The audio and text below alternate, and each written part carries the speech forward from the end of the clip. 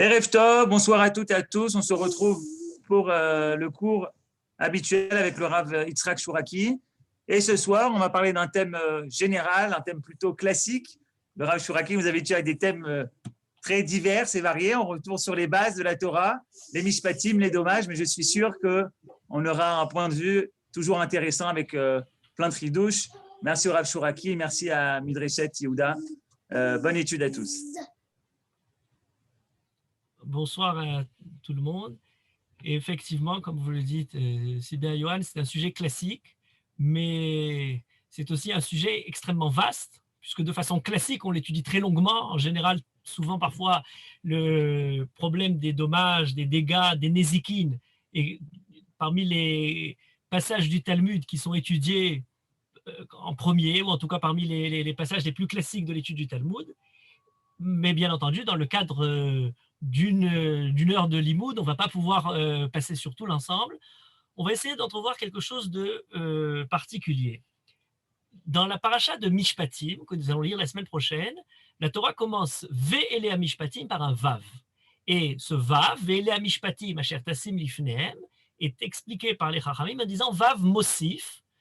Le Vav vient pour faire une liaison, Ma'ele Bessinai, Af-ele Bessinai. De même que les premières paroles d'Akadosh Baruch Hu, la paracha de Yitro et la Seret Adiberot ont été données au Sinaï, de la même manière, tout ce qui vient dans la paracha de Mishpatim, tout ce qui va concerner en fait le droit essentiellement civil, un peu pénal, eh bien, c'est quelque chose qui a été aussi donné au Har Sinaï, au Matan Torah. Cette idée est fondamentale pour approcher le rapport qu'on a vis-à-vis du problème justement de tout ce droit civil. La grandeur de la Torah n'est pas que dans le grand message absolu du Matan Torah, des Aseret Adiberot. La morale essentielle, que toute l'humanité plus ou moins se réclame, on verra chez les Goyim parler des Aseret Adiberot, etc. C'est dans la façon dont la Torah traduit ces Aseret Adiberot, traduit les grands principes fondamentaux, les grandes valeurs très générales, dans les détails de leur application. De quelle façon l'idéal de la Torah se traduit de façon pratique, pragmatique, dans les petits détails. C'est par ça qu'on voit la grandeur de la Torah. Moshe Rabbeinu n'est pas simplement celui qui va dresser une grande vision, c'est celui qui va aussi rentrer dans les différents aléas de la vie, dans des choses qui ne sont peut-être pas les plus exaltantes, et définir Mamlechet Kohanim Vegoy Kadosh. Mamlechet Kohanim Vegoy Kadosh, c'est ce qu'Akadosh Baruch Hu dit aux Bnei Israël lorsqu'il voudrait donner la Torah, Matan Torah et Aseret Adiberot. Eh bien, ça passe particulièrement par les différentes lois, par les différents détails, j'allais dire presque du côté peut-être sombre de la conduite humaine, pas dans les choses très héroïques, très exaltantes. La paracha de Yitro nous parle du côté positif, de la stature morale de l'homme et de l'humanité. La paracha de Mishpatim, Ve'ele Siratash, en descendant dans les zones peut-être plus rudimentaires et essentielles dans leur base intérieure, mais aussi qui éclairent des aspects de l'homme, de la société, qui ne sont pas toujours agréables à voir. Et c'est la façon dont on les gère, c'est la façon dont la Torah nous enseigne comment répondre à ce genre de problème qui fait la grandeur de ce message absolu idéal qui permet aussi de toucher l'homme dans son aspect le plus prosaïque. On nous parle de l'otirtsar, ne pas tuer, la difficulté, comment dire, cet élément premier de toute conduite morale.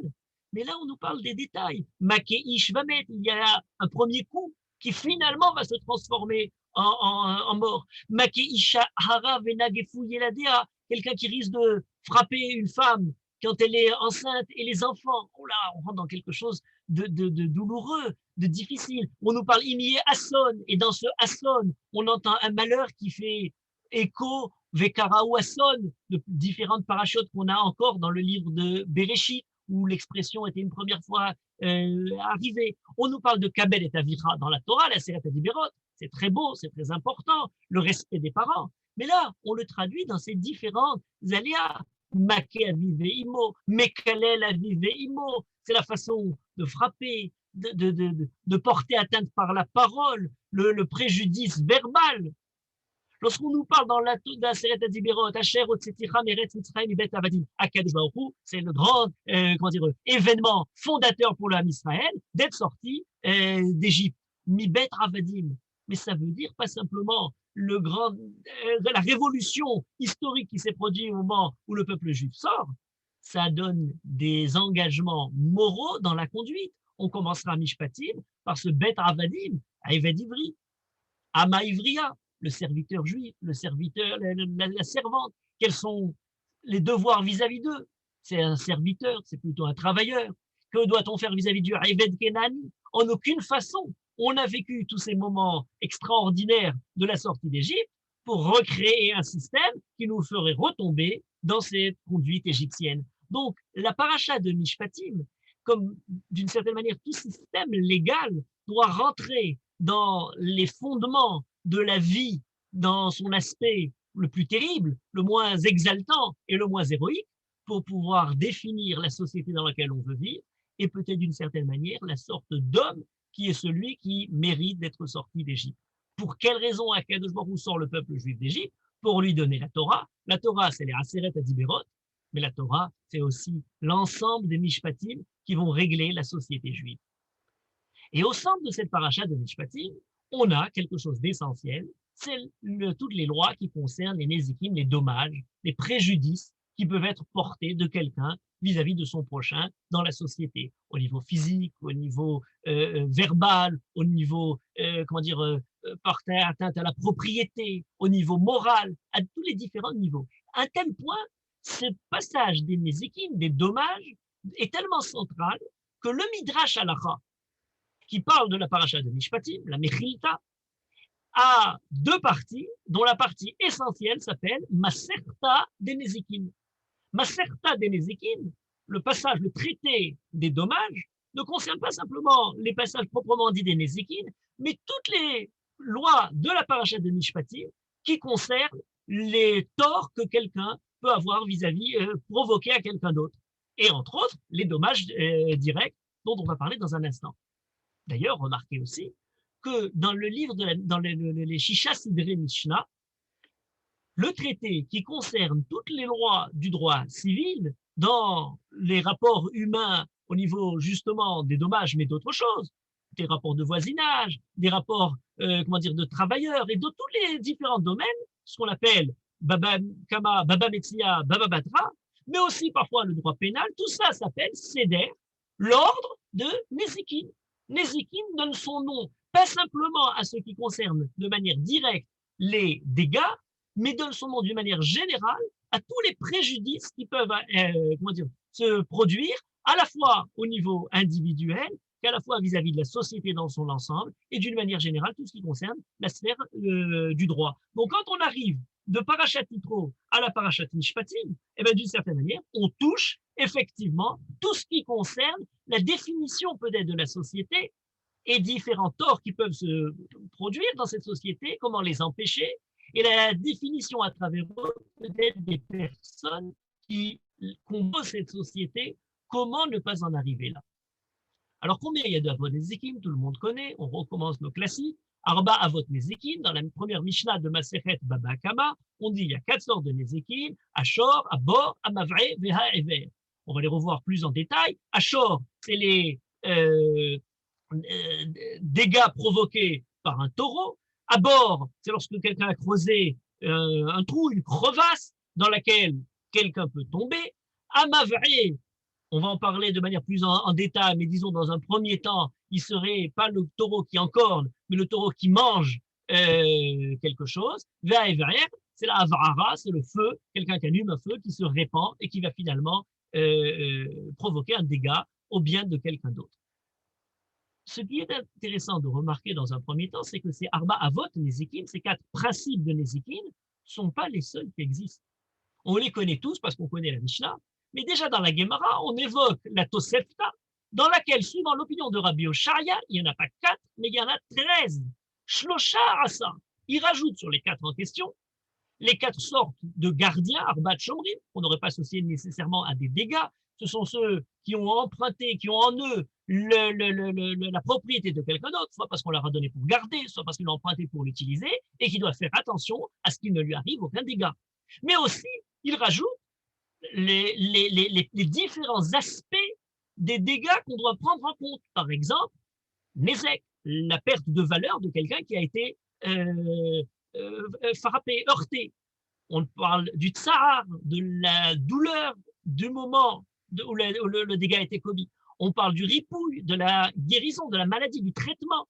Chevet, la façon de payer la période de convalescence, tant que la personne ne peut pas reprendre son travail, il est mis dans un état où il ne peut pas travailler, on devra rembourser cette chose-là. Et on parle même de bochette, pour parler même de la honte qui a été provoquée à quelqu'un, même si elle n'a pas laissé aucune séquelle physique, même si elle n'a pas provoqué de perte de travail, mais malgré tout, il y a la boucha qui fait partie aussi des dégâts. Et donc, Rabbi Oshaya nous dit, il ne faut pas en dire 4, il faut en parler 13. C'est très intéressant, ce n'est pas les mêmes. Donc, on nous parle de 4 fondements de ce qui provoque les dégâts. D'autre part, il rajoute aussi ce qu'on doit prendre en compte dans le paiement de ces dégâts. Mais si on continue, on a Rabbi Hiya. Rabbi Hiya, il nous dit, il n'y en a pas 4, il n'y en a pas 13, il y en a 24.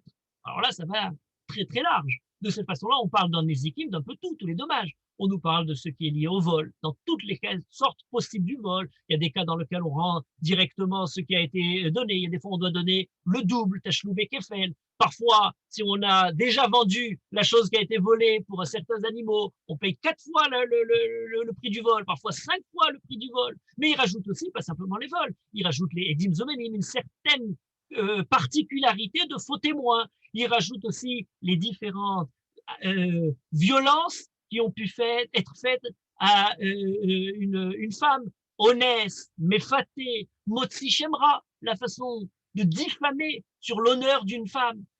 Et encore toute une série de possibilités de créer des dégâts. On arrive tout d'un coup à 24. On était de 4, on passe à 13, on passe à 24. Et la Gemara d'ailleurs nous dit, mais pourquoi il a besoin de nous dire 24? S'il nous dit 24 et il les cite, c'est qu'il y en avait plus. Lorsqu'on nous dit minyana dans le Talmud, il y a un principe très intéressant d'étude Talmud, on dit, si jamais il y a un minyan, il est marouté, c'est pour dire c'est 24 et pas plus. Mais en fait, il y en avait encore 2 autres. C'est celui qui est Mosler, celui qui va, par la délation, provoquer un préjudice au bien de son ami, ou celui qui est Mefagel, c'est un dégât très intéressant, on pourrait traiter tout seul. C'est un Kohen qui est en train d'amener un korban, mais au moment de faire le korban, d'apporter ce sacrifice, il a une kavana qui rend impropre le sacrifice. Il va obliger celui qui l'a amené à en ramener un autre, ce premier sacrifice a été perdu. Il y aurait aussi des dégâts qui portent préjudice dans le lieu le plus sacré au Beth Amikdash. Il y a dans la Avodat Hashem, il y a dans la façon de faire le culte, le pur d'Akadosh Baruch Hu, aussi des dégâts qui en ressortent. Voilà encore 2 autres. On arrive de 4 dégâts au départ jusqu'à 26, si on rajoute les 24 plus les 2 en plus, 26 dégâts. Qu'est-ce que signifie cette pléthore de cas que la Mishnah, la Gemara, développe pour parler de tous ces cas-là? Et c'est d'ailleurs important à remarquer que dans ce domaine-là, le droit juif est très différent de tous les droits modernes, pour une raison très simple, c'est que le fait de détailler, de créer une réflexion qui est sur la casuistique, de tel cas et de tel cas et de tel cas, et de discerner les différences de l'un et de l'autre, n'est pas du tout dans la méthode moderne de droit qui essaye de créer des principes et non pas des cas, et d'essayer d'approcher à travers les principes les règles qui doivent gérer les différents aléas de la vie. Et d'ailleurs, lorsqu'on cherche, même dans la Poudat Aneslikin en Israël, mais c'est un peu valable partout, eh bien, on aura des lignes très générales. Par exemple, un préjudice qui a été porté, il y a une notion qui revient assez régulièrement, dans les droits modernes, on parle de Adam à sa vie, quelqu'un de convenable, quelqu'un de raisonnable. Quelqu'un de raisonnable aurait arrêté, aurait protégé, se serait gardé, aurait fait attention à telle ou telle chose, sans nous donner le détail, ni du taureau par ses dents, ni du taureau par ses cornes, ou ni du taureau qui est en train de marcher. Enfin, on pourrait détailler de façon énorme. Pourquoi la Torah, justement, détaille? Pourquoi la méthode de réflexion des Chachamim est dans le détail de chacun de ces cas-là et ne nous donne pas plutôt une règle générale qui serait peut-être plus adéquate pour les juges pour pouvoir adhérer au cas particulier et le juger de la façon la plus exacte. puisqu'on aurait la règle qu'il faudrait adapter dans chacun des cas. Or là, on a différents cas. Et bien peut-être, ce qui a été longuement développé par Emmanuel Lévinas dans plusieurs de ses leçons talmudiques, mais c'est un des fondements de la pensée des Chachamim, le fait de retourner à chaque fois, non pas dans la règle, mais dans le cas particulier, est une manière justement de ne pas sombrer dans la dictature, dans la manière, comment dire, qui nous aliénerait de côté théorique, de grandes règles, mais qui finalement se détacherait du cas par cas, de chaque détail particulier de la vie. En effet, la Mishnah elle-même nous dit la chose suivante. Après avoir énuméré Ashor, Abor, Amavé et Vaever, ces 4 premiers principes de dégâts, elle nous dit Atzad Hashavé Shebem. Alors tout d'un coup, on a une règle quand même qui arrive. Atzad Hashavé Shebem, il y a quand même un grand principe, et le principe tout d'un coup devient d'un général absolu.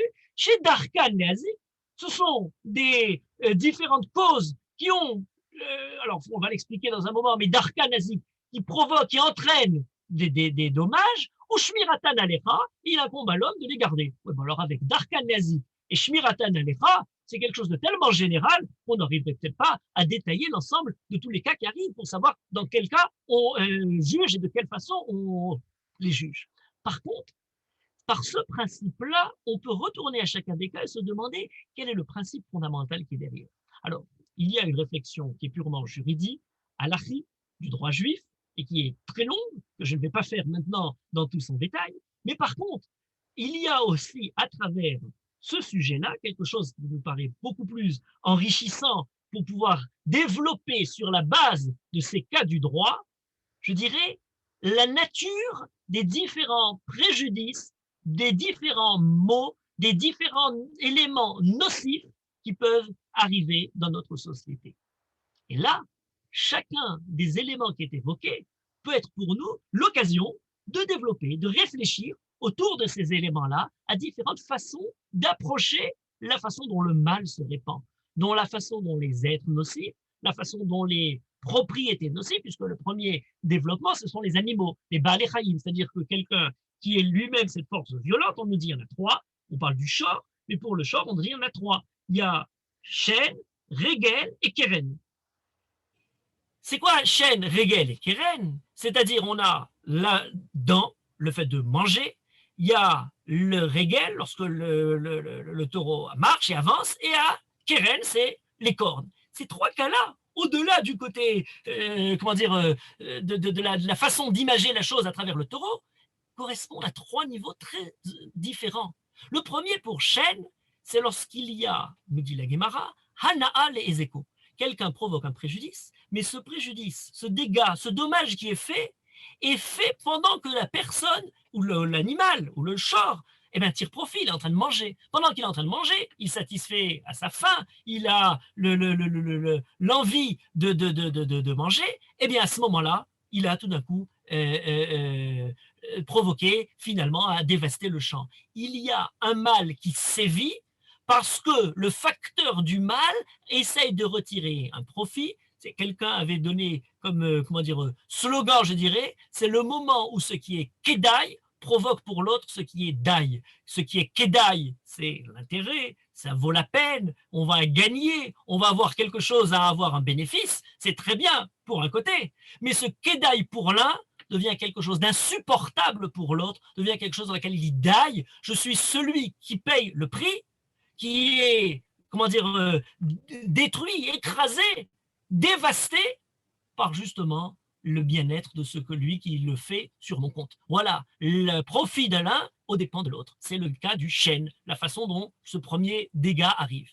Le deuxième, c'est Regel, c'est en marchant. Alors là, il n'y a pas d'intérêt particulier au fait de marcher, mais le taureau, quand il marche, il écrase tout. Il peut provoquer des dégâts là où il est en train de passer. C'est plus le fait d'avoir un certain intérêt particulier, mais c'est une force d'une vie qui se vit sans réfléchir à ceux qui sont autour, sans réfléchir aux dégâts qu'elle peut commettre, une force qui se vit grisée par elle-même, centrée sur sa propre existence, sans réfléchir à toutes les retombées. Il y en a d'autres qui sont à côté. Il faut faire attention que dans cette manière de vivre, de s'en aller, on ne reproduise pas la conduite du shor, de ce taureau, qui est là en train d'avancer, mais qui finalement n'a aucun respect, n'a aucune considération pour ceux qui ne le voient même pas, pour ceux qui sont qu'il est en train d'écraser.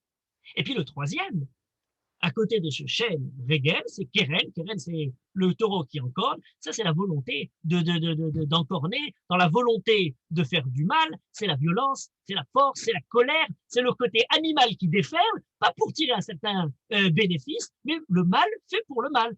Il y aurait là une volonté de faire du mal et on a parfois des gens qui sont conscients, qui sont en train de faire du mal, de causer des dégâts et qui pourtant n'ont pas d'hésitation pour continuer là-dessus. Il y a d'ailleurs un débat très intéressant dans la Gemara pour dire mais est-ce qu'effectivement l'animal, le taureau, est comme ça par nature? Est-ce qu'il est naturellement? Est-ce que peut-être c'est son une nature? Il y a une différence entre shortam, shor morad, quelqu'un qui aurait appris 3 fois peut-être simplement dans ce cas-là, on pourrait effectivement dire que le Torah a cette notion, ce côté nocif. En tout cas, voilà 3 éléments différents qui concernent la façon dont les animaux, la propriété de l'homme peut faire un dégât. Mais là où ça devient plus intéressant, c'est qu'on ne parle pas simplement des animaux, des dégâts provoqués par la propriété de chacun, mais des dégâts provoqués par l'homme lui-même. Et là aussi, on en a différents. Alors, on nous dit, il y a, commencer par Esh. Esh, c'est le feu qui se répand. Il y a là un dommage qui est fait par une composition de 2 éléments. Un premier, c'est le feu qui est allumé, mais si jamais je l'avais allumé là où je l'ai allumé, ben, il n'aurait rien fait de plus. Mais il faut qu'il se déplace par le vent qui souffle et qui propage l'incendie.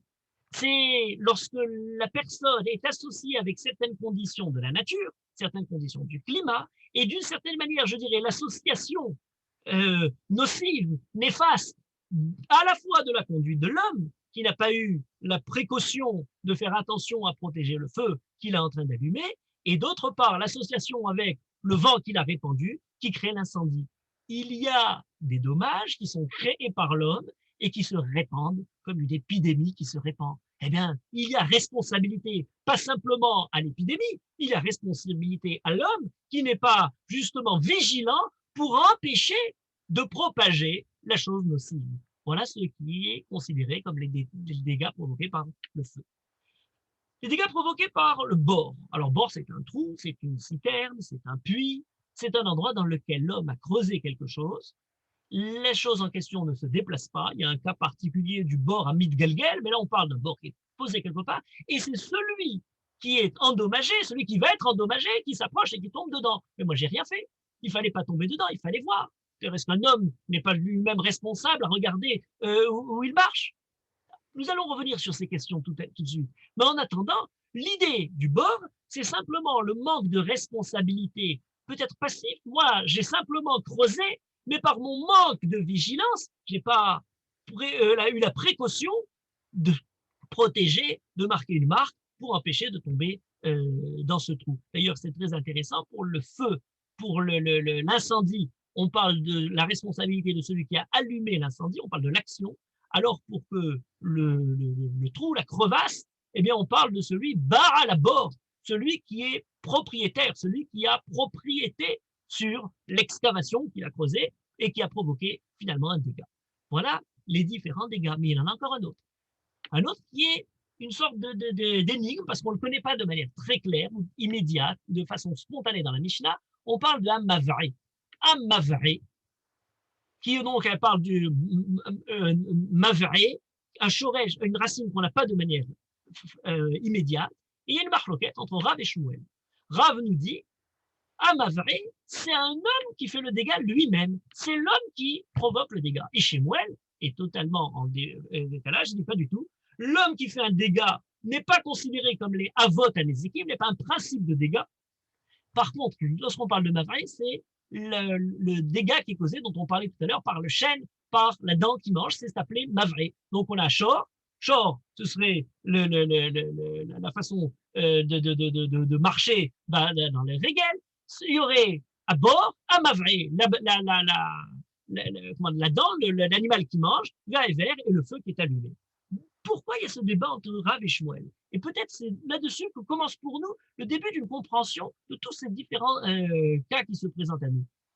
Rav et Shmuel évoquent deux psukim différentes où ils voient la racine, c'est toujours la même manière de procéder. On cherche un passouk qui évoque la racine, mais en évoquant cette racine-là dans la Torah, on nous offre une certaine perspective. On nous dit, il est écrit Amavri, mais on a un passouk dans le livre de Ovadia où il est écrit nehpesu Isa niv'u matspunam. Le prophète Ovadia fait une névoie très virulente à l'encontre de Édom, de Esav, et nous dit nehpesu Esav. Voilà maintenant au moment de la chute de Esav, nehpesu, les richesses de Esav vont être mises à jour. La chassof otam et nehpesu ont été cherchés pour finalement être vus. Niv'u matspunam, après les avoir cherchés, on va finalement les mettre à jour. Niv'u, c'est ce qui est comme une sorte de abara, comme une sorte de nevira, quelque chose qui, une source qui jaillit, va jaillir tout le mal qu'a fait Esav, tout ce qui était caché, soit le mal pour être puni, soit pour d'autres commentateurs, les richesses d'Esav pour être détruites. Le mot niv'u, dans ce passage-là, signifie quelque chose qui est révélé, qui était caché et qui devient révélé. Et nous dit Shmuel, dans l'animal, la partie qui est parfois cachée et parfois ouverte, parfois révélée, c'est les dents. Parfois on les cache, parfois on les révèle. Donc Niv'u nous évoque l'idée de Mavré. Mavré, ce sont les dents, et donc pour Shmuel, Mavré, c'est les dents. C'est quand même très très curieux, parce qu'on pourrait dire, mais Esav, c'est un homme, donc au contraire, on serait très bien dans l'explication humaine. Mais non, d'après Shmuel, ce sont les dents. Esav est défini à travers ce passage dans la vision de Shmuel, lorsque l'humanité a arrêté d'être Adam, elle est Édom dans cette manière de déformer son côté humain, et elle devient aussi violente, aussi féroce qu'une bête féroce, et qui montre ses dents, qui montre ses crocs. Niv'u matspuna, dans la lecture de Shmuel, ce sont comme les crocs violents d'un animal féroce. Même s'il est donné sur Esav, il est expliqué par Shmuel sur les animaux qui risquent d'endommager de cette façon-là. Alors Rav, pourquoi il nous parle de l'homme? Et pourquoi l'homme rentre dans les dommages? On pourrait dire, mais c'est évident, bien entendu, l'homme est le premier de ceux qui font des dommages. On pourra parler des animaux avant de parler de l'homme. Eh bien, Rav a un passouk. Il dit le passouk qui est ramené par le Navi Yesharia. Shomer Mamila, il y a quelqu'un qui demande au guetteur, au veilleur la nuit, au gardien de nous dire qu'est-ce qu'il voit venir à l'horizon. Et Amar Shomer, le Shomer répond, Ataboker Vegam Laila, le matin est venu et le soir est tombé. Imtivrayun Berayou, pour l'instant toujours rien. Si vous voulez revenir, reposer la question, Berayou, revenez, posez-moi la question à nouveau. Pour l'instant, rien à signaler. Berayou, Beraya, c'est une question qui est posée. C'est une manière de demander, d'intercéder auprès de quelque chose. Pour certains, ils ont dit c'est même une prière. Qui est celui qui est mavré? Qui est celui qui a une demande à faire? Eh bien, d'après Rav, c'est la définition même de l'homme. Ce qui en soi pourrait être, très très large comme champ d'investigation. L'homme n'est pas Chaim Medaber, un vivant qui parle. Pour Rav, l'homme est un être vivant qui prie. C'est un animal qui a, a des questions à poser. On pourrait dire soit la question, soit la prière, comme étant la définition de l'homme. C'est un vaste sujet que je ne l'ouvrirai pas maintenant. Quelles sont les réponses qui ont été données pour parler justement de la particularité de l'homme? L'homme est quelque chose, est un être vivant qui pose des questions. L'être vivant qui pose des questions, c'est mavré aux yeux de Rav. Mais alors pourquoi ce débat dans le fond? Eh bien parce qu'il y a une question essentielle. On nous parle dans cette Mishnah des choses qui sont darko-léasiques. Qu'est-ce que signifie darko-léasique? La Gemara pose la question sur Rav. Alors il dit que c'est l'homme, mais il dit est-ce que l'homme darko-léasique, l'homme a comme nature, a comme vocation de faire des dommages? Alors on dit non. Alors il répond oui, c'est quand il dort.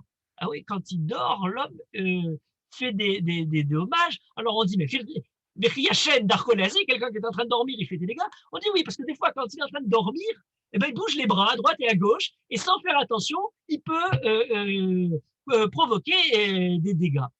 Très, très surprenant. On aurait dit à la rigueur que si on allait d'après la quantité de dégâts qui ont fait, je pense que statistiquement, il y a plus de dégâts qui sont faits par des êtres éveillés que par des êtres endormis. A priori, on aurait plutôt tendance à chercher d'ailleurs ce que font les autres. Je disais tout à l'heure, la Tosefta, Rabbi Chia et Rabbi Oshaya, qui ont dépassé jusqu'à 13 et 24 cas, c'est totalement des êtres éveillés. Le voleur qui est en train de voler, peut-être la nuit, mais lui, il n'est pas en train de dormir. C'est le propriétaire qui on dérobe son bien qui est en train de dormir. Lorsqu'on parle des différentes manières dont l'être humain peut être nocif, eh ben, ce sont des manières totalement éveillé, malheureusement. Or, Rav nous ramène le darkoléazik à l'être endormi. Et c'est très important parce que c'est le point peut-être de départ de toute la réflexion sur ce sujet. Aux yeux de Rav, il ne peut y avoir de dégâts qui est causé par un homme qu'à partir du moment où c'est un être endormi. Ou c'est un être endormi, de quelle façon il dort? Et ça, c'est la question fondamentale. Qu'est-ce qui est appelé darkoléasique? Est-ce que c'est darkoléasique parce qu'il a l'envie de vouloir faire un dégât? Ou c'est darkoléasique parce qu'il a une vocation? Quelle est la vocation de l'homme? Est-ce qu'il y a un déterminisme? Reprenez le taureau. Le taureau, on lui met un vêtement rouge et tout d'un coup, il a de façon comment dire, spontanée, comment dire, presque déterministe, il n'a même pas de réflexion, l'instinct le pousse à foncer pour encorner. Le feu, mais s'il y a du vent, le vent va pousser le feu sans poser question. C'est une règle de la nature, du climat, des différents vents. Le trou qui est creusé, eh bien oui, il y a quelque chose, celui qui tombe dans le trou va se casser la figure. Mais est-ce que l'homme peut-il être concerné, être défini aussi comme quelque chose qui est darko-léasique, comme un avanézek, comme un principe de nézek, un principe fondamental? Il est malheureusement très souvent nocif. Il est malheureusement très souvent nuisible. Mais est-ce que cet aspect nocif de l'homme est un aspect de son caractère, est un principe darkolasique? Nous dira, c'est que quelqu'un qui est endormi. Et sur ce point-là, Shemuel, qui accepte bien qu'il faut condamner quelqu'un pour les dégâts qu'il a fait, mais il dit, mais ça ne transformera pas en principe de dégâts, c'est pas un principe de hommage de l'homme. L'homme en lui-même est quelqu'un qui est simplement, quand il perd sa nature humaine, c'est plus le fait simplement de s'être endormi, c'est le fait d'avoir perdu son aspect humain qui est celui justement de faire attention. Cette vigilance, remarquez que le passage qui est évoqué, Amar Shomer, Shomer Mamilaïla, Shomer Mamilaïl, c'est pas simplement le gardien de la cité qui est en train de nous avertir des ennemis extérieurs qui vont venir. Shomer, c'est celui qui se préserve des différents dégâts, c'est celui qui préserve son entourage de ceux qui pourraient justement provoquer des dégâts. Et ce chômeur-là, eh bien, il est parfois en train de dormir. Il s'est tout d'un coup endormi pendant sa garde et donc il n'a plus de dégâts. Et là, vous avez trois positions très intéressantes. Il y a Rav, il y a Shemuel et il y a Rabbi Chia, Rabbi Oshaya de tout à l'heure. Certains disent, mais non, Rabbi Chia et Rabbi Oshaya, est-ce qu'effectivement on doit dénoncer l'homme dans tous ces dommages? Et ils disent oui, bien entendu, c'est essentiellement quelqu'un qui fait des dommages. Rav dit, mais non, c'est pas sa nature profonde. Shemuel dit, oui, mais alors il a perdu sa nature, il est en train de dormir. Voilà trois options peut-être différentes qui peuvent être présentées vis-à-vis de l'humanité. Une plus optimiste, une plus pessimiste, une qui dit c'est le moment dans lequel on perd justement cette humanité. Or, le point essentiel, et c'est pas pour rien que tout à l'heure j'évoquais, d'après Rabbi Chia, les quatre shomrim, ceux qui gardent l'objet, la propriété de quelqu'un d'autre. L'idée fondamentale, on dit darkoléazik ou shmiratan lecha. Et c'est toi à qui il incombe de les garder, d'être vigilant pour qu'ils ne provoquent pas de dégâts. Et celui à qui il incombait de les garder, parce que par exemple c'est sa propriété, eh bien ce sera lui qui devra porter le poids du dégât qui a été fait. Cette notion de shmirata manecha est fondamentale. Toute l'idée se trouve justement dans la nature de l'homme comme étant pas simplement l'homme qui prie, pas simplement l'homme qui peut avoir des requêtes, mais c'est l'homme, celui qui a le côté d'être chômeur. Et la première définition de l'humanité, ou le premier moment où l'humanité a failli, c'est lorsqu'un homme a dit vis-à-vis de son frère, Ashomer, Ahi, Anochi, je ne suis plus gardien de mon frère. Toute l'idée des Chachamim, lorsqu'ils ouvrent le problème des dégâts, dans cette Mishnah à travers 4 principes fondamentaux qui peuvent se détailler chacun avec sa particularité, de celui qui tire un profit de ce dégât, de celui qui a la violence, de celui qui est simplement endormi dans son action, et différentes manières dont on vient de parler, ne sont que les différentes manières de décliner la façon dont l'homme arrête d'être un chômeur. Et remarquez que cette idée de chômeur est tellement vaste qu'elle dépasse de loin simplement le problème des dommages à l'intérieur de notre société. On parle de quelqu'un qui est chômeur mitzvot. Est-ce que chômeur mitzvot signifie simplement pratiquer les mitzvot, ou est-ce que chômeur mitzvot, avoir la charge, avoir la responsabilité, avoir la vigilance d'une responsabilité morale vis-à-vis des mitzvot? Est-ce que chômeur Shabbat, c'est pratiquer les lois du Shabbat, ou est-ce que chômeur Shabbat, c'est avoir en soi une certaine responsabilité qui n'arrive pas de nézakim, qui n'arrive pas de dommages, qui n'arrive pas de préjudice porté à la reine du Shabbat, à l'idée du Shabbat, à la façon de procéder le jour du Shabbat. Voilà comment nous commençons par l'idée des Nézékim. On pourrait travailler très longuement le détail de chacun, je l'ai fait très rapidement, mais on arrive, après les avoir travaillé, à quelque chose qui dépasse de loin la nature particulière de ces différents cas et qui nous donne une idée fondamentale sur le fait de garder, d'être vigilant, d'avoir la notion même d'un juif, c'est quelqu'un qui est chômeur. Il y a parfois assoupissement et il y a parfois une vigilance qui est poussée à l'excès. Voilà peut-être les différents débats entre Rav Shemuel et Rabbi Akiva. Mais pour bien développer ce sujet, alors je ne pourrais pas le faire sur chacune, il faudrait un cours et plus sur chacun de ces dégâts. J'aimerais en prendre un et vous montrer comment il résonne à différents niveaux dans la conception de nos maîtres pour creuser, et dans le cas présent, c'est presque creuser au sens premier du terme, la profondeur du sens qui se trouve derrière ce dégât-là. C'est celui du bord. Le bord, c'est le trou qu'on creuse. Alors, creusons le bord, creusons dans les différentes profondeurs. Vous avez remarqué que ce bord-là, on le voit apparaître à différents passages dans la Torah, et on pourrait presque écrire une histoire du bord. Les différents, je disais tout à l'heure, il y en a qui parlent du bord Amit Gelgel. Est-ce qu'il peut y avoir un dégât qui est provoqué par un obstacle, mais l'obstacle lui-même est en mouvement? Et on n'a simplement pas essayé, pris assez garde à protéger les riverains de ce trou dans lequel ils risqueraient de tomber. Mais on a aussi les Gilgulim de certains bords. On a par exemple en tête, bien entendu, le premier bord, celui de Yitzhak, qui est en train de creuser des puits. On a Yosef qui est dans un bord. On a Yosef qui est sorti d'un bord. On a, de manière très pure, dans le livre de Vayikra, lorsqu'on parle de la façon de se purifier, on nous parle du fait de creuser Ar Marian ou bord mikvé maïm. On nous parle des différentes sortes de mikvés qui peuvent exister et parmi lesquels il y a justement une citerne dans laquelle il y a de l'eau, qui est de l'eau de pluie qu'on peut utiliser ou de l'eau qui a jailli de la terre et donc qui est de l'eau adéquate pour faire la tahara. Que signifient tous ces dégâts provoqués par le bord? Alors pour commencer le sujet, la façon de dévoiler à travers ce bord-là ou le manque de vigilance vis-à-vis du bord, remarquez que la Torah, lorsqu'elle décrit ce bord-là, elle nous dit « Ki yiftar ishbor » ou « Ki yichre ishbor ». Il y a deux façons de présenter le cas.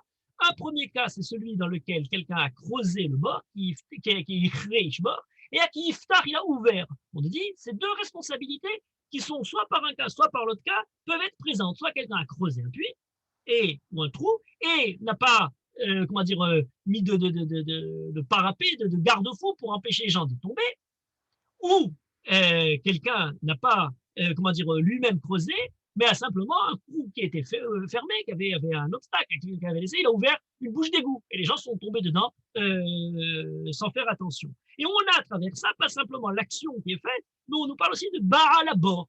Qu'est-ce que signifie tous ces cas-là? Et là où c'est particulier, c'est que là, le Talmud, et la Mishnah d'abord, et ensuite le Talmud, pour parler du bord, nous donne différents cas de figure. Parmi ces cas de figure, on nous dit il y a différents bords qui ont été creusés. Il y a une excavation qui est faite dans le domaine privé, dans le Reshut HaYachid, dans ce qui est ma propriété privée, mais elle est souterraine de la propriété privée. Il y a un trou qui est fait, une sorte de souterrain, et qui finalement est ouvert sur le Reshut HaRabim, sur la voie publique. Alors, il y a différentes relations entre ces cas-là. Quelqu'un qui aurait ouvert une fosse de la voie publique sur la voie publique. Quelqu'un qui ouvre une fosse du Reshut HaYachid vers le Reshut HaRabim. Du Reshut HaRabim vers le Reshut HaYachid. Du Reshut HaYachid vers le Reshut. Tous les cas de figure sont présents. Et alors, le Talmud examine chacun de manière très, très précise. Et il y a un débat entre Rabbi Ishmael et Rabbi Akiva pour savoir mais quel est le puits, j'allais dire le puits originel, le puits fondamental dont parle la Torah. Rabbi Ishmael nous dit c'est ce puits qui est creusé dans le Reshut HaYachid, dans la propriété privée, mais qui va traverser et qui va être ouvert, dont l'ouverture finalement va ressortir sur la voie publique. Et il dit pourquoi? Parce que justement, il est écrit qui yiftar ou qui yichre. Qui yichre, c'est celui qui creuse, mais aussi qui yiftar. Donc il n'a rien creusé dans le domaine public, il a simplement ouvert le puits qui était creusé de son domaine privé. Et il appelait Baal Habor. Pourquoi il est propriétaire? Parce que c'est dans le domaine du privé.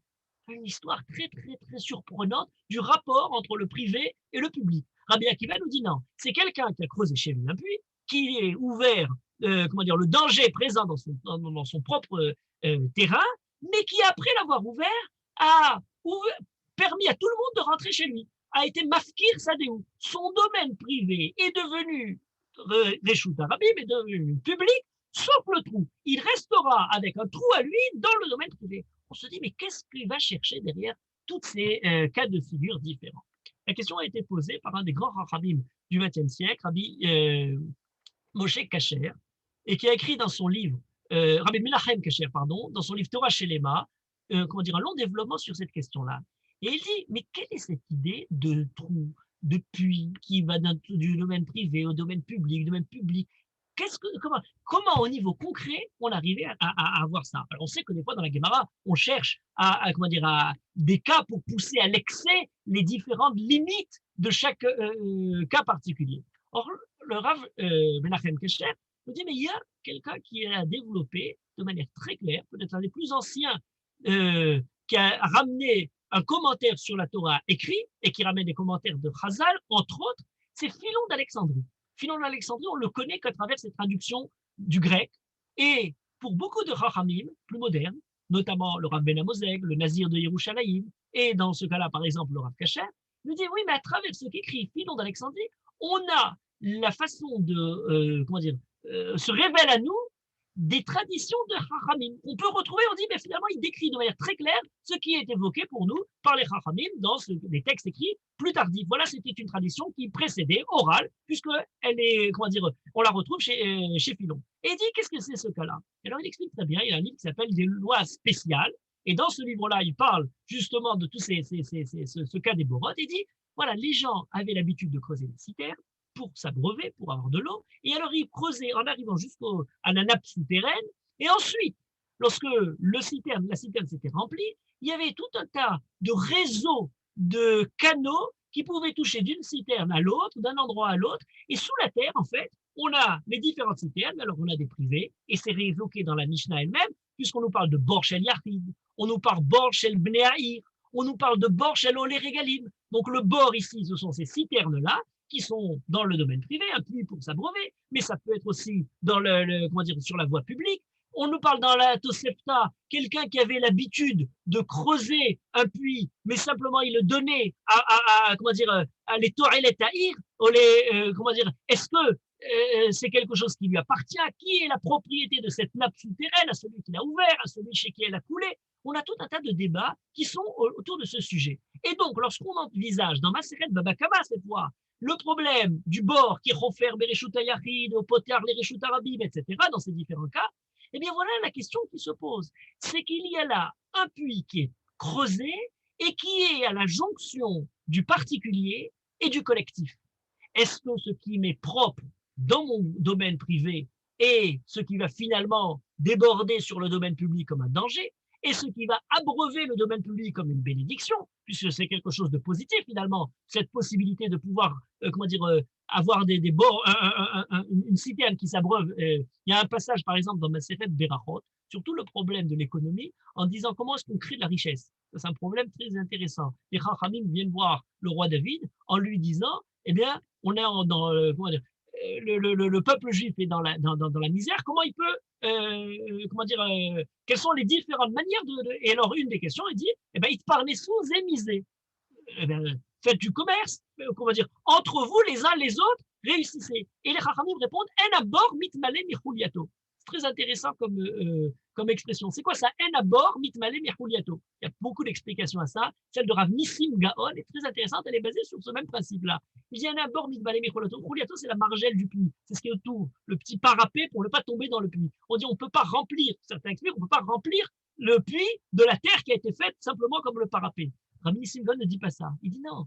Il dit un puits ne se remplit pas simplement de l'eau qu'on verse par en haut, il y a des différents canaux. Et lorsqu'on a ouvert le puits, finalement, d'en bas, ces canaux-là vont finalement remplir le puits. En abord, mitmale, michuliato, de ce qui vient par-dessus le puits, par le haut du puits, mais il se remplit par ce qui vient justement d'en bas du puits. Est-ce qu'il suffit de verser quelque chose d'en haut ou est-ce qu'il faut provoquer une certaine abondance d'eau qui remplirait le puits? Sur ces débats-là, la Guémara continue. Et là, c'est quelque chose de très surprenant. On passe j'allais dire pas de manière abrupte, parce qu'on a l'habitude dans le Talmud d'un sujet à l'autre, on passe d'une réflexion sur le puits, sur la façon de creuser, sur le rapport du privé au côté public, tout simplement à des sujets de Haggadah, à des histoires, à quelque chose qui relève d'un autre genre complètement différent. C'est le Midrash, c'est les Maaseh Tzadikim, c'est des histoires, j'allais dire, édifiantes, qui sont liées pour développer l'idée du bord. Alors, si pour l'instant, là, l'Acha nous disait, il y a un puits qui est creusé dans le domaine privé, dans le domaine public, la jonction du privé et du public, demande à être réfléchie, on a une histoire toute simple. Et on nous parle justement de quelqu'un qui commence par ce côté-là positif, de creuser des puits, de creuser des citernes pour pouvoir abreuver tout le monde. Il s'appelle Nehumia Hofer Borot. Il y a un personnage, on nous dit c'est un tzaddik, qui avait justement, dans le cas dont on parle, quelqu'un qui est Hofer et qui ouvre un puits et qui a le devoir de prévenir, d'être vigilant pour ce puits, on dit s'il a creusé le puits. Et il a donné à Rabbi, il a donné à la collectivité, eh bien, c'est à la collectivité de faire attention à protéger. Lui, son travail, c'est de creuser le puits. Et du coup, c'est la collectivité, les Reshut Harabim n'ont pas fait attention et quelqu'un a eu un dommage, responsabilité publique.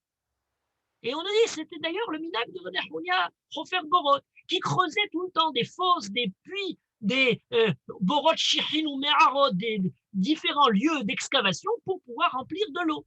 Et il les ouvrait, c'était son travail, comme un chesed qu'il faisait les rabbins. Et les chachamim m'ont dit, il a accompli toute la Torah jusqu'à ce détail de la façon, de la responsabilité du puits de celui qui a creusé par rapport à celui qui l'a ouvert. C'est un tzaddik absolu. Le puits qu'on pensait être source de dégâts, dans la souvia de Baba Kama, se révèle pour nous comme étant le puits de l'abondance, le puits qui va donner finalement, abreuver. On est dans le dégât ou on est dans le côté de l'eau qui est bénéfique. On est dans le tzaddik qui ouvre un puits pour pouvoir abreuver la communauté, ou on est dans celui qui a creusé un puits de façon, irresponsable, sans donner la possibilité, sans assez de vigilance vis-à-vis des gens. Alors, on a, à propos de Nehemia, plusieurs cas, on dit qu'il ça pas seulement pour la collectivité, mais pour les gens qui enliment la régale. Quand les gens enliment la régale, il y a tout un long parcours, et il leur ouvrait des puits de façon à ce qu'ils puissent s'abreuver en chemin. Est-ce qu'il y a dans le puits du dégât ou il y a dans le puits quelque chose de bénéfique? La Guémara continue et nous dit quelque chose de totalement sidérant. On aurait l'impression qu'on fait un peu le puits, le pendant, je dirais, du dégât par le côté bénéfique de l'action de Nehounia Hofer Me'arot. Et on nous dit ensuite, Maase bebito shel Nehounia. La fille de Nehounia, il est arrivé quelque chose d'assez dramatique, c'est que dans une de ces citernes, on imagine creusée par son père, eh bien, elle s'est noyée. Et les gens se demandent qu'est-ce qui se passe, et ils vont voir Rabbi Hanina ben Dossa. Rabbi Hanina ben Dossa, c'est un tzaddik exceptionnel, absolu, qui est là qui peut changer l'ordre des choses de la nature. On le connaît pour celui qui a dit par sa tzidkout, mais si Akadosh Baruch Hu a donné à l'huile la possibilité de brûler, il peut aussi donner aussi au vinaigre la possibilité de brûler, et n'ayant rien totalement démuni, il dit faites brûler avec du vinaigre. Rabbi Hanina ben Dossa, c'est quelqu'un qui dit ne manger de Yom Erev Shabbat à Erev Shabbat que Kamshel Harouvin, une certaine quantité de karoum. Quelqu'un qui est un tzaddik absolu, qui voyait d'ailleurs, et c'est le cas présent, il voyait lorsque quelqu'un était malade, il fait la tefila et il sait d'avance s'il va mourir ou s'il ne va pas mourir. Il dit je vois si ma prière est une prière qui coule de source ou si jamais ma prière est un peu interrompue. Je sais déjà qu'est-ce qui va arriver au malade. Ils arrivent chez Rabbi Hanina ben Dossa et on lui demande mais qu'en est-il de la fille de Nehounia Hofer Me'arot qui est là dans le puits. Shah Rishona Marlem Shalom. Première heure, il leur a dit vous inquiétez pas, tout va aller bien. Shah Shnia Shalom. Deuxième heure, un moment passé, Shalom, vous inquiétez pas. Troisième heure qui est passée, ils ont dit, vous inquiétez pas, elle est déjà sortie du puits. Ils sont partis là-bas, ils la voient sortie dehors. Ils lui disent à Rabbi Hanina ben Dossa, tu es Navi, comment tu as tu as la névoie pour savoir comment elle est sortie. Il dit, non, j'ai pas la névoie. Ils lui ont demandé à la fille quelque chose. Ils lui ont dit, comment tu as été sauvée? Il dit, j'ai vu un bélier qui était là dirigé par un berger, et c'est ceux-là qui m'ont sauvé. Et Rabbi Hanina ben Dossa nous dit, ce bélier, c'est le Elo Shel Yitzhak, le berger, c'est Avraham Avinu. Et Rabbi Hanina ben Dossa explique en disant il est impossible que le bien qu'a fait Nechoniah Hofer Borot, lui, il passe son temps à faire du bien à la communauté pour des Borot, ça va se transformer pour sa fille en quelque chose de nocif. Je savais qu'il ne veut pas y avoir de takala, qu'Akadjourou amène au tzadikim. Très surprenant. On avait le bord qui était un ézec. Le bord qui était un ézec se transforme pour nous en bord, en puits positif, pour refaire Merot, pour pouvoir donner des Merot. Tout d'un coup, cette chose-là devient quelque chose de nocif. Il était là pour abreuver, il redevient un dégât pour sa propre fille. Oui, mais pour sa propre fille, ça se retourne et ça devient quelque chose finalement de positif parce qu'il y a un sroutavot qui se révèle à cet instant-là. Quelque chose de très surprenant. Entre parenthèses, Rabbi Hanina ben Dossa est quelqu'un qui est tellement dans un monde spirituel et profond qui n'est même pas lié, je dirais, aux différentes causes de dégâts de la nocivité du monde. La Tosefta nous raconte que Rabbi Hanina ben Dossa, il y avait un endroit où il y avait un serpent, les gens avaient peur de ce serpent, Rabbi Hanina ben Dossa est arrivé, a mis sa main dans le serpent a piqué Rabbi Hanina ben Dossa et le serpent en est mort, parce que Rabbi Hanina ben Dossa dit, c'est pas le serpent qui tue, c'est le het shememit. Aaron, c'est le het.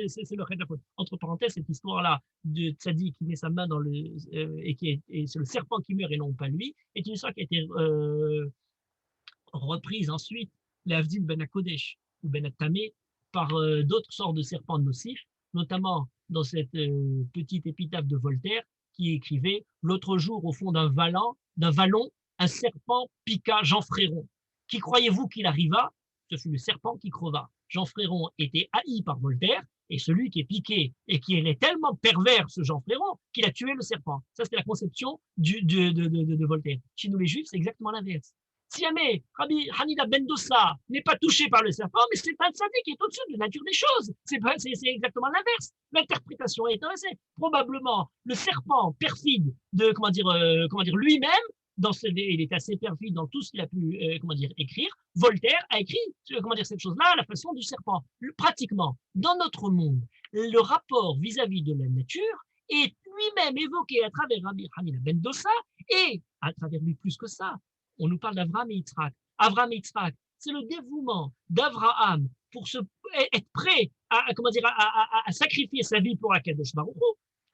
Et c'est finalement ça qui va sauver Yitzhak de la Hakeda. Akadosh Baruch Hu agit avec Yitzhak comme Avraham était prêt à agir avec Akadosh Baruch Hu. Il l'a sauvé du Kivshan, il a sauvé Yitzhak. De la même manière, Rounia Shotrofer Meharot voit Abraham et la Hakeda Yitzhak qui le sauve de ce cas particulier. Mais l'histoire ne s'arrête pas là. C'est incroyable comment ce passage, cette histoire-là, est une histoire à rebondissement, j'allais dire, on va d'un extrême à l'autre, du début jusqu'à la fin. On dit, et malgré tout ça, le fils de Hanina, de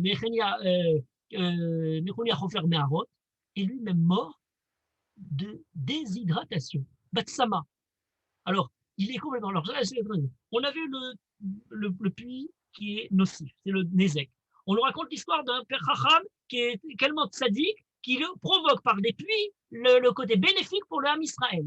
À un tel point que même lorsque le Nézek apparaît, eh bien finalement, il y a quelque chose de problématique, c'est que sa fille risque même d'en être perdue, mais malgré tout, son srout fait qu'elle est sauvée.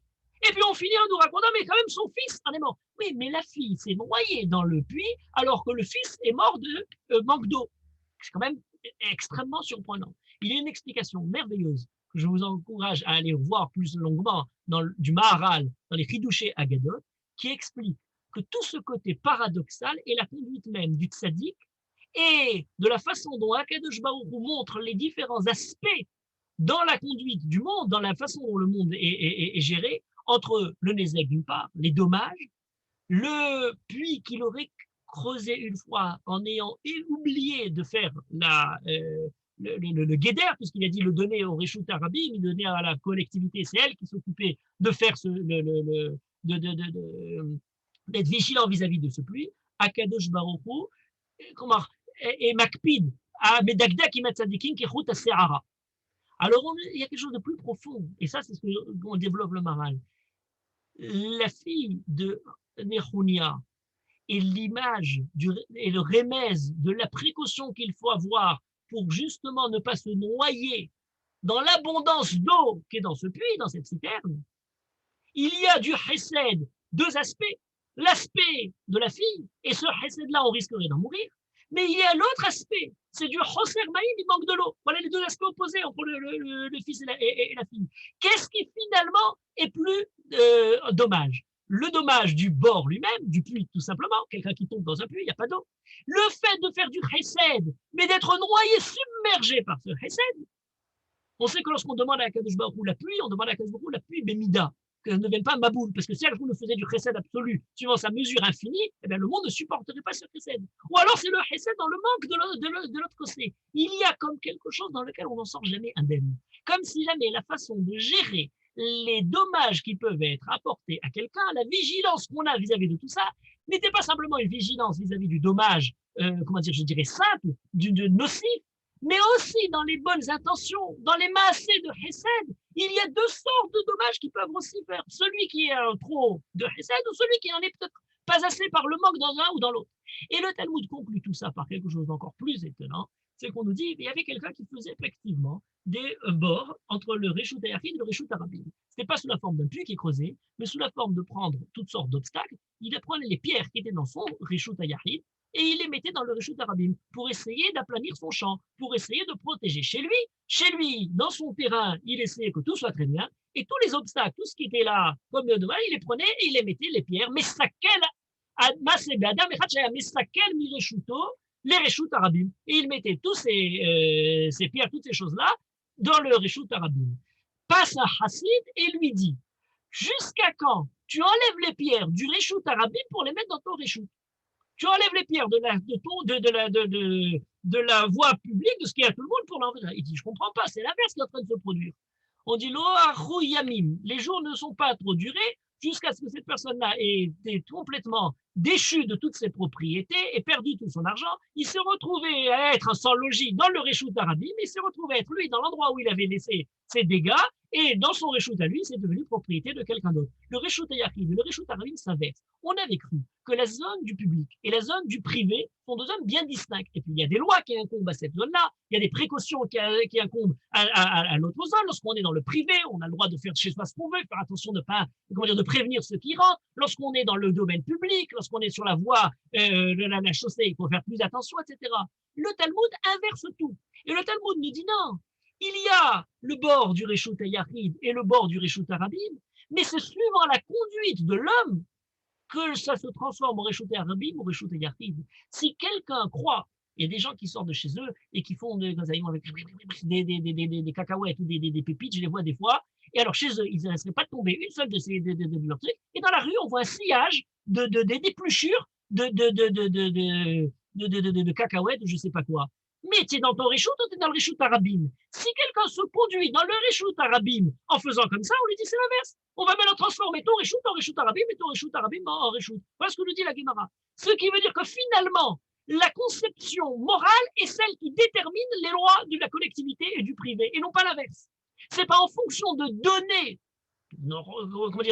de l'espace qu'on applique les normes, c'est évident, c'est ça ce que règle la loi. Mais lorsqu'on passe au niveau du midrash, lorsqu'on passe à une dimension qui est une dimension plus, inspirée par le sens profond des choses, on nous dit, mais il y a beaucoup plus de détails dans ce que signifie la protection, la garde, la précaution qu'on a vis-à-vis de tous ces dégâts nocifs qui puissent être à la fois dans les différentes sortes de conduite et à la fois dans les lieux mêmes dans lesquels ils se trouvent, qui sont redéfinis à travers la conduite.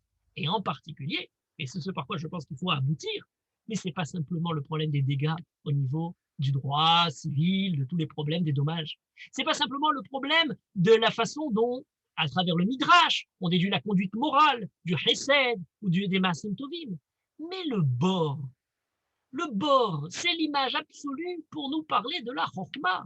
On sait que quand on arrive dans Pirkei Avot, on nous parle d'un chacham qui est bord soud, chez nommé Abed Tipa, on a Marianne, Amit Gaber, on a à travers l'image de ce puits, qui, a son nom, pas simplement le chesed de celui qui peut avoir de l'eau pour subsister, ou des relais la régel qui viennent à Yerushalayim et qui ont besoin de boire, ou la collectivité qui cherche à voir qui va lui donner à boire, on a quelque chose d'autre. On a à travers ce puits le rapport vis-à-vis de la connaissance d'une manière générale.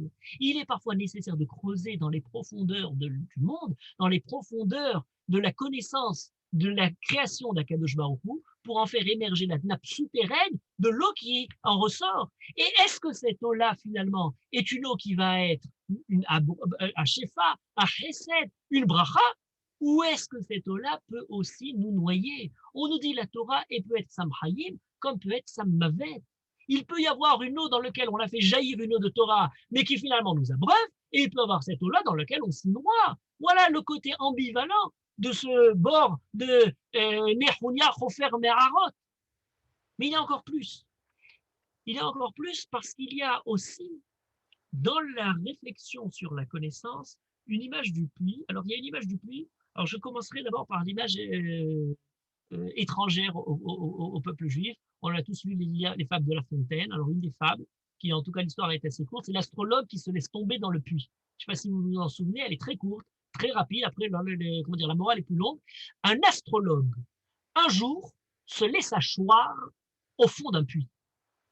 On lui dit, pauvre bête, tandis qu'à peine à tes pieds tu peux voir, penses-tu lire au-dessus de ta tête? L'astrologue a la tête dans le ciel. L'astrologue, c'est le savant distrait, c'est le professeur tournesol. Il est là en essayant de rêver à comprendre ce qui se trouve dans les zones éthérées de l'univers. Oui, mais un jour, à force d'avoir la tête dans le ciel, il tombe dans son trou. Et on lui dit, tu ne peux même pas voir ce qui est sous tes pieds, tu essaies de voir ce qui se trouve au ciel. Le juif est celui dont la spiritualité le préoccupe des dangers qu'il foule à ses pieds, ou des dommages qu'il risque de laisser après lui. C'est pas celui qui est, cet envol irresponsable sans voir devant lui ce qui se déroule. Donc, le puits, et justement la réflexion du puits, je commençais par ça tout à l'heure en disant la Aseret Adiberot, mais c'est comment ont prévenu les dégâts, n'est pas celui d'un Chacham qui aurait la tête dans le ciel. Les Chachamim ont la tête justement bien pour voir dans le trou.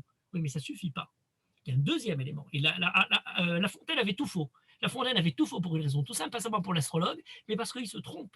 L'astrologue qui est descendu dans le puits, on le sait, depuis Aristote, mais ça a été des expériences qui ont été faites, je crois que je l'avais parlé une fois à propos de Yosef, des expériences qui ont été faites. Est-ce que vous pouvez voir les étoiles en plein jour? C'est une question d'ordre physique. Alors, on ne peut pas voir, on voit le soleil et la lune, parfois, on ne voit jamais le soleil et les étoiles. C'est la fameuse question à propos de Yosef, puisque Yosef, il dit, oui, mais bon, il ne peut pas les voir s'il y a le soleil en même temps. Et on nous dit, alors la Yaréar, c'était Rachel qui était morte, etc. Il ne pouvait pas la voir. Mais c'est les Kochavim qui sont plus surprenantes. À la rigueur, le soleil et la Yaréar, on peut les voir. Réponse, on peut voir le soleil et les étoiles en plein jour. C'est quelque chose, c'est une expérience qui a été faite, alors d'après reprise à l'époque de la Révolution française dans les annales de l'Académie royale de scientifique en France. Il y a tout un article là-dessus où on nous explique que si on descend dans un puits, et c'est ce que explique déjà Aristote dans un livre qui s'appelle La génération des animaux, où il parle de certaines expériences physiques, on peut, étant dans un puits, dans une certaine disposition du ciel, annuler les différents rayons lumineux du soleil qui empêchent de voir les étoiles et voir les étoiles en plein jour. Le puits, c'est l'invention du télescope naturel. Et c'est quelque chose d'une donnée physique. L'astrologue, un jour, se laissa choir au fond d'un puits. On lui dit, pauvre bête, mais l'astrologue, il répondit, mais moi, je suis allé en bas pour voir justement au-delà, pour voir dans le ciel. La grandeur et le danger du puits, c'est justement de nous libérer de la lumière aveuglante et d'avoir une vision décuplée pour voir les choses cachées, les choses qu'on ne pourrait voir lorsqu'on est, avec le soleil qui illumine partout. Yosef, il est au fond du trou. Yosef, dans son rêve, il se rêve voir le soleil et les lunes et les étoiles. Le seul endroit où on peut voir le soleil, la lune et les étoiles, c'est quand on l'a mis au fond du trou. Au fond du trou, d'après cette règle-là, il pouvait voir toutes ces choses-là. Or, le problème est le suivant. C'est de quelle façon lorsqu'on a peut-être ce trou, ce puits, ce Marianne, n'oubliez pas que Marianne, c'est la même racine que Raïn, il y a un œil de la terre ouvert qui contemple le corps de l'univers. Et lorsque le puits d'ailleurs est rempli avec l'eau, on peut voir le reflet, là il y a pas mal de fables autour de cette histoire-là, même dans la Guémara on nous en parle, on voit le reflet de ce qui est dehors. Et bien dans cet œil profond, ce télescope naturel, on arrive à voir peut-être des domaines plus profonds de la connaissance, ce qu'au jour le jour, ce que lorsqu'on est à la surface de la Terre, lorsqu'on croit lever les yeux au ciel, mais on ne voit que ce qui nous entoure finalement, on en est aveugle. Eh bien, d'une certaine manière, ce que la Torah nous entraîne à faire, c'est bien entendu à travers la Seret Adiberot, envisager les zones les plus absolues comment dire, de la sainteté, mais ce sont des zones qu'on ne peut pas voir. Ce sont des zones dans lesquelles, je vais dire à Kadosh Baruch Hu, je vais apparaître. Alors, il y a les éclairs, il y a la lumière, il y a comment dire, le kol à chauffard, mais dans le Matan Torah, on ne voit pas. Or, on nous parle même de leurs choses qui nous reste à voir, Rohim et Takolot. Oui, Rohim et Takolot, on entend les sons, mais on n'a pas, comment dire, la vision d'Akadosh Baruch Hu lui-même. Or, ce qui se produit pour connaître la Kadosh Baruch Hu, pour voir la Torah, eh c'est ce qui vient ensuite, Vela Mishpatim. On rentre dans le détail de différentes lois.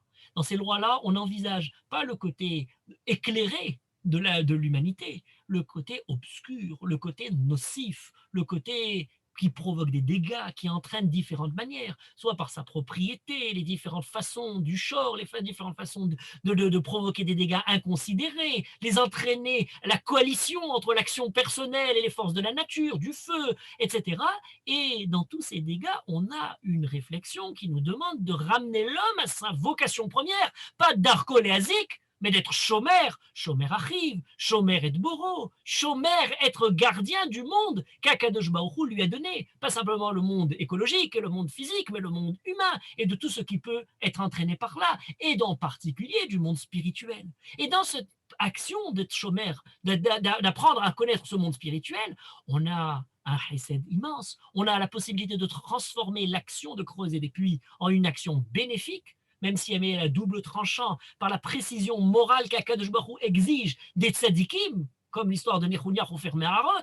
Elle est aussi celle qui nous permet, à travers ce shefa de Chesed, d'entrevoir des zones plus profondes de ce qu'Akadosh Baruch Hu peut attendre de nous. N'oubliez pas que les Nezikim, les dommages provoqués, sont ce que les Chachamim nous disent dans Masechet Baba Kama, celui qui veut Aïmaï des Ba'il et Miveh Hassida, celui qui voudrait devenir Hassid. De quelle façon on accède à la chassidoute? Est-ce que la chassidoute est quelque chose qui nous demande de nous détacher du monde? Quelque chose qui nous demande un envol angélique qui nous permettrait d'arriver dans des sphères très, très, très élevées de l'humanité? On nous dit Aïman des Ba'il Mivé Hassida, les Kayem, Milé des Avot. Et puis il y a une deuxième opinion. On nous dit non. Aïman des Mivé Hassida, les Kayem, Milé des Brachot. Et on a une troisième opinion, c'est l'opinion de Rabbi Yehuda, qui nous dit Aïman des Ba'il Mivé Hassida, les Kayem, Milé des Nzikin. Voilà trois éléments. Mille des Nezikin, mille des Avot, mille des Brachot. Alors, premier, mille des Brachot, c'est facile. On le dit, on voudrait être Hassid. C'est quelqu'un qui est dans la relation Ben Adam Lamakom vis-à-vis d'Akadosh Baruch Hu, à être reconnaissant de tout le bien qu'Akadosh Baruch Hu nous donne dans le monde. Akadosh Baruch Hu nous donne des tas de bienfaits. On est Mevarer. Être Mevarer, c'est le fait de pouvoir reconnaître le shefa, l'abondance qu'Akadosh Baruch Hu nous donne. C'est la façon d'être Hassid vis-à-vis d'Akadosh Baruch Hu. On a mis les des avot, comment être chassid dans la conduite morale, personnelle et, j'allais dire même positive, dans la façon dont nous enseignent tous les pirkei avot, de manière active. Mais on a la façon d'être chassid à travers les milliers des nézikim. Ça paraît bien moindre, ça paraît simplement ne pas être nocif aux autres, ça paraît simplement être vigilant pour ne pas faire de tort, pour ne pas causer de préjudice. Eh bien, nous dit Rabbi Yehuda Hanassi, c'est là que commence la chassidoute. La chassidoute ne commence pas dans l'éloignement de ce monde, mais au contraire dans le fait d'être présent à tous les détails et toutes les retombées de notre conduite, en prenant garde à ce qu'elle ne se transforme pas d'un bien pour moi à quelque chose qui est un tort pour autrui. Ve'avta l'ereach kamocha, c'est très beau, mais Hillel Hazaken nous a dit ce que tu ne veux pas qu'on te fasse ne soit pas nocif vis-à-vis de ton entourage. C'est le début pour pouvoir arriver peut-être aux zones plus élevées de la conduite morale. Lorsque Akadosh Baruch Hu crée le monde, c'est un chesed absolu. Par quoi commence la conduite d'Akadosh Baruch Hu? par un phénomène incroyable. On n'arrive même pas à comprendre, sinon parce que les Chachamim nous disent, et bien nous disent, il y a un moment où Akadosh Baruch Hu, c'est Tzimtzem et Atzmo. Il a fait acte justement de retrait sur le monde, de retrait sur quelque chose qui aurait été tellement grand, qui n'aurait même pas pu donner la présence à l'apparition de l'homme et du monde sur terre. L'idée des Arba Avot Nezikin, c'est ce Tzimtzum, c'est cette retenue, c'est cette Shmira qui permet de transformer finalement la vie dans ce monde à quelque chose dans lequel le Shefa d'Akadosh Baruch Hu pourra bénir. J'ai commencé au début en disant qu'il y a 4 principes, et puis ces 4 se déposent à 13 principes, et ces 13 arrivent après à 26 principes de Nezikin. N'oubliez pas que le nom d'Akadosh Baruch Hu se décline à tous ces chiffres-là. On a la présence d'Akadosh Baruch Hu qui se décline avec 4 lettres, les Arba Otiot du Shem Ameforash, mais on a la présence d'Akadosh Baruch Hu qui se décline avec Shlosh Esrei Midot, et on a la présence d'Akadosh Baruch Hu qui se décline avec la Gematria du Shem Ameforash, qui est 26. Et 26, on nous dit, oui, c'est l'extension. C'est lorsqu'on prend les premières bases des 4 arêtes d'un carré, et on les met dans l'espace, dans une autre dimension, on obtient 6 faces, plus 8 sommets, plus 12 arêtes, tout ça, ça fait 26. Derrière chacun de ces détails, des préjudices qu'on peut causer dans le monde, se trouve une manière, par notre retenue, par le tzimtzum, de la violence, de la vie qui se vit, de la force qui va, irresponsable, de pouvoir permettre à travers ça la révélation un peu plus d'Akadosh Baruch Hu et de sa présence dans notre monde. La vocation des lois civiles, des lois pénales, de tout l'ensemble de ces mishpatim pour l'âme Israël est bien au-delà simplement de régir une société pour pouvoir permettre à ce que ce soit une société qui marche telle qu'elle puisse subsister sans la violence de l'un pour l'autre. C'est une société qui non seulement éradique la violence, mais plus que ça permet la présence d'Akadosh Baruch Hu de se révéler à elle. Toda Rabba, merci beaucoup, Rav Chouraki. Passionnant, comme d'habitude. Et c'est le moment d'ouvrir vos micros, réactions, questions. C'est à vous, chers participants, la parole.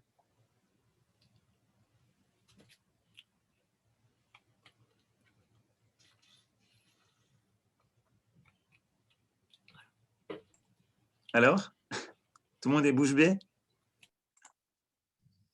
On est tombé dans le puits, on n'arrive plus à en sortir. Rav Chouraki, vous avez fermé votre micro. Top. Ok. Eh bien, Toda Rabba, merci beaucoup, Rav Chouraki. Toda Rabba. Et bonne soirée.